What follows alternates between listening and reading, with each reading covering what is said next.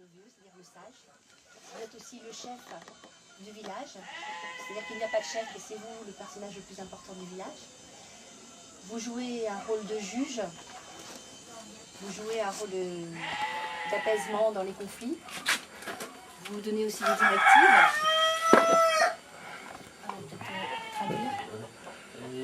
Vous avez toujours vécu à Alpeta.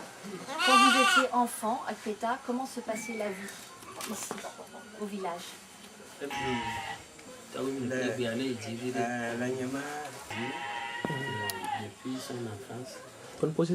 Depuis son enfance, les conseils que son papa lui donnait, c'est ces conseils qu'il suit jusqu'à présent. En quoi consiste le rôle du chef au village? Quels sont ses rôles, quel est son rôle?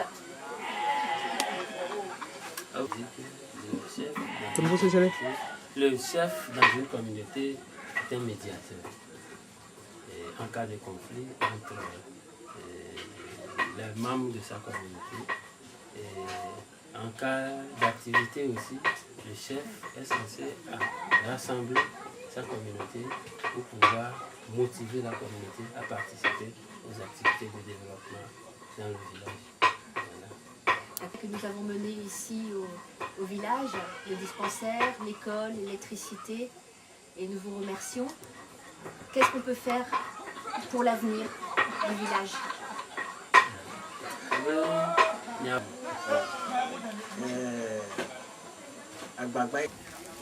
Qui vous remercie beaucoup, qui vous soutient pour toutes vos activités, qui voit que vous ménagez assez d'efforts pour que l'État soit développé.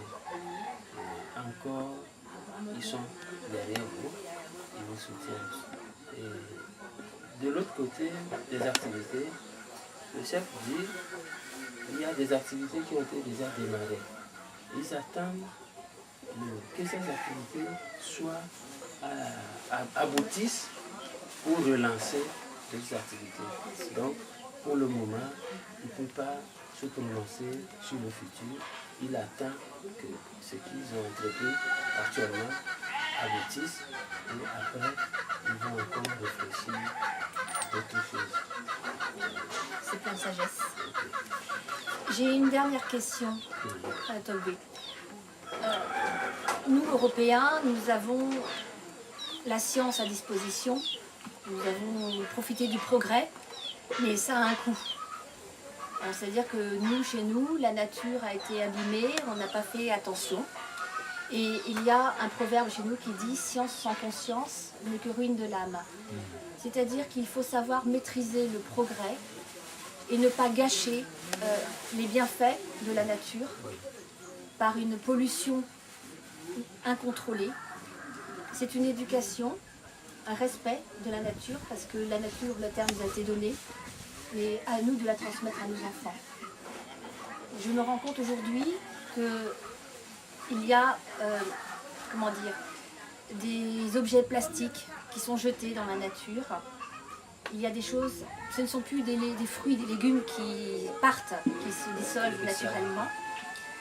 Il y a un risque de pollution et je pense qu'il est important pour les villageois de comprendre qu'il faut maîtriser ce geste de protéger la nature pour que leurs enfants profitent d'une terre qui est belle ici à Alpeta.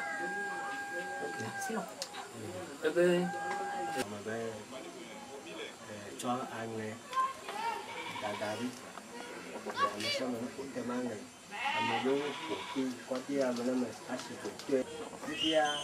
Du côté des plastiques, il a déjà lancé l'initiative auprès de la communauté. Mais le problème actuellement, vous savez, pour le changement de comportement, ça prend du temps. Donc, c'est maintenant, vous réveillez leur conscience et à partir de maintenant, ça doit être une activité quotidienne qu'on doit commencer par mettre à la portée de la communauté pour que la communauté, les membres de la communauté puissent changer de comportement. Mais un changement de comportement, il faut que ça traverse des étapes jusqu'à ce que ça arrive à l'objectif qu'on s'est assigné. Voilà. Donc, c'est à peu près ce que le chef vient de dire tout à l'heure.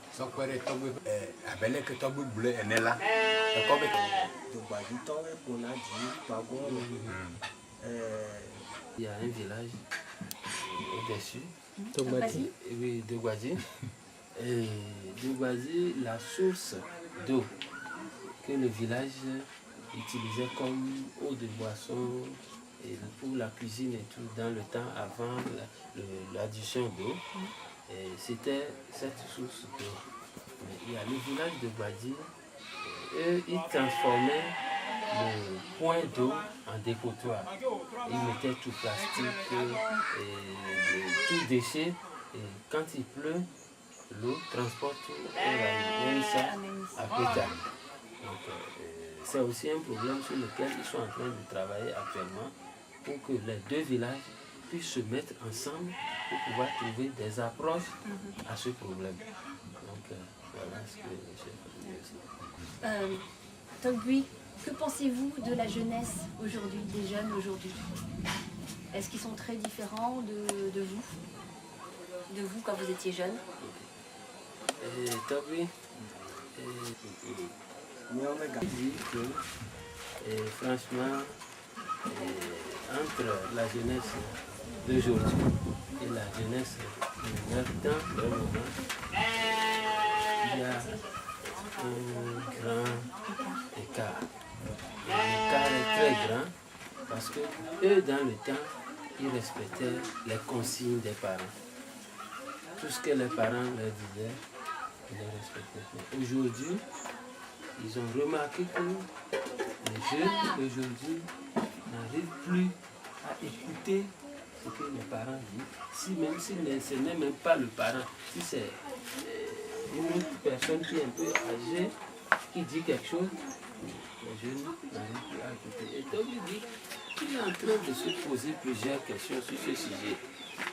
Ou bien, si c'est le comprimé médical qu'on a commencé par produire et que ces jeunes ont commencé par avaler en cas de palu ou de n'importe quelle maladie, qui est en train de laisser des séquelles dans le comportement de ces jeunes. Ou bon, voilà, il y a plusieurs questions qui sont en train de se poser sur le comportement de la jeunesse d'aujourd'hui.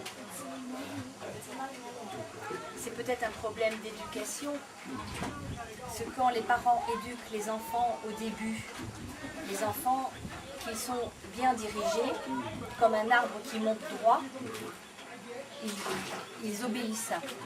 Après, il y a la société qui maintenant est permissive, qui transforme. Les enfants ont des goûts de musique, de vêtements qui viennent influencer. Mais si le cadre familial est là, solide comme des tuteurs, comme des bâtons, normalement, l'enfant, il aime, il respecte ses parents. Les enfants de la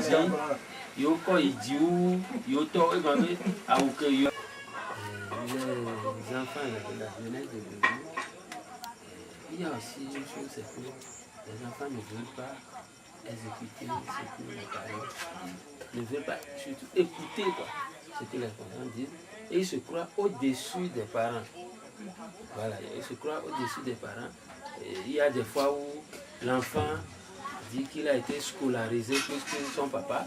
Donc, moi, je suis plus lettré que papa, donc entre papa et moi, il doit y avoir quand même un grand écart. Quand papa dit quelque chose, je dois l'étudier pour voir si ça me va. Si ça ne me va pas, je dis voilà. Donc, tout ça, c'est l'évolution de la nature, du monde qui est en train d'engendrer et tout ça. Et ça a brisé même le naturel, traditionnel que nous avons chez nous.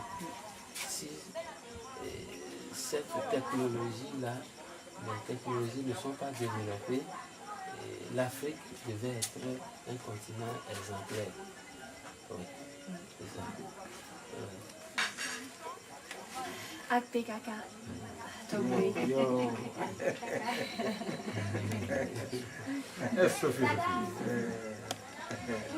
En tout cas, je tiens à vous remercier de l'accueil que j'ai au village. Je me sens un peu chez moi. Voilà.